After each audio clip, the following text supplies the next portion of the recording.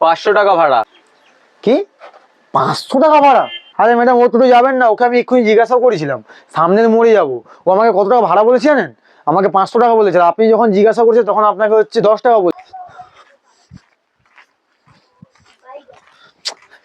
অনেকগুলো রাস্তা হেঁটে চলে আসলাম, 5 মিনিট প্রায় আমি হেঁটেই চলে আসলাম, এখনো মধ্যে একটা টোটোর দেখা নেই।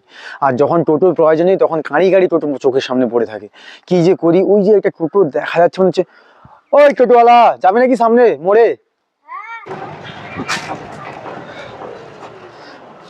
হ্যাঁ বলো, কোথায় যাবে?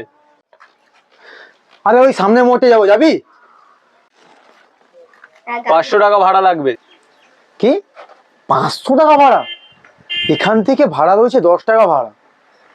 আমি প্রায় 1 কিলোমিটার হেঁটে চলে এসেছি, তারপরে কি এইটুকুন খেয়ে যাবো 500 টাকা ভাড়া? মাথাটা ঠিক আছে তোর? ভাড়াটা জানিস কতদিন টোটো করেছি? দাদা যাবে নাকি সামনের মোড়ে? হ্যাঁ যাবো তো। কত টাকা? 10 টাকা। আরে ম্যাডাম, ও টোটো যাবেন না, ওকে আমি এক্ষুনি জিজ্ঞাসাও করেছিলাম, সামনের মোড়ে যাবো। ও আমাকে কত টাকা ভাড়া বলেছে জানেন? আমাকে 500 টাকা বলেছে। আর আপনি যখন জিজ্ঞাসা করছেন তখন আপনাকে হচ্ছে 10 টাকা বলেছি।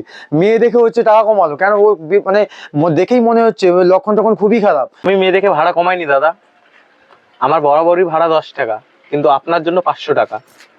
কেন? আপনি প্রথমে আমাকে কি বলে ডেকেছিলেন মনে করুন। কি বলে রেখেছিলাম? মনে করুন না আপনি। না, আপনিই বলুন, আমার মন নেই কি বলে রেখেছি। আপনাকে তো বলছিলাম এই টোটোওয়ালা, যাবে নাকি? তো এই টোটোওয়ালা, এটার মানে কি টোটো চালিয়ে খাই বলে দাদা আমরা কি মানুষ না?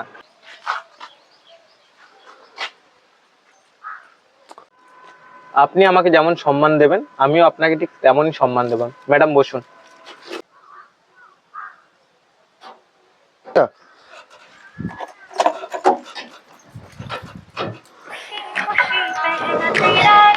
ক্যামেরা দিয়ে দাও।